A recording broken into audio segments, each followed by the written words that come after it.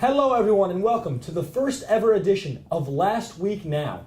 Alongside Trey Lewis, I'm Christopher Markowitz, and Trey, tell the viewers what exactly the show is. Well, Chris, this show is all about Drexel sports and the athletes, coaches, and staff that make it so fun to watch. We'll be bringing you the latest and greatest in Drexel athletics in an effort to keep you updated on your favorite Drexel teams. Yeah, that's right, Trey. We're going to have feature stories, game recaps, interviews, the weekly top 10 plays. But this week, we're going to start things off with some season previews, beginning with men's soccer. The men's soccer team is without goalie Tyler Appleback, who graduated 6th all times in Drexel saves. Good news for the Dragons is that they had Jacob Jordan coming back, who as a freshman had 52 saves through 9 games, on pace for over 100 saves had he played through the season. He is a redshirt junior in goal, and we can't wait to see what he does. And we also can't wait to see Eric Alexanderson, a senior midfielder who is a former third-team CAA selection for the Dragons. He'll provide some veteran leadership for Doug Hess's squad, who will kick off their season Friday, August 25th against St. John's. Moving on to field hockey, they just finished a season where they qualified for the CAA playoffs. They also lost 2 key players, Adrian Walker and Jessica McCarthy, to graduation.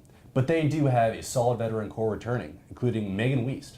She's a junior forward who was just named to the preseason first-team CAA. She had a team-high 26 points last season and will most likely be the leader for their offense this year.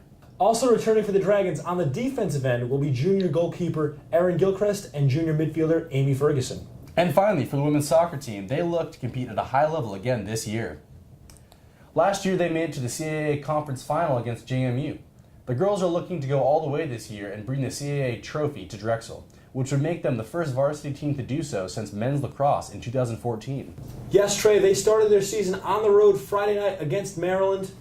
After a scoreless first half, Michaela Days scored a goal in the 50th minute to give the Terps a 1-0 lead.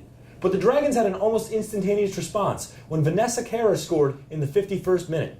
It was the first goal of the season for the Dragons and the 18th of Cara's career, moving her into a tie for third place all-time on the Drexel scoring list. Unfortunately, the Dragons surrendered a goal in the 64th minute and were unable to answer, falling 2-1 to Maryland.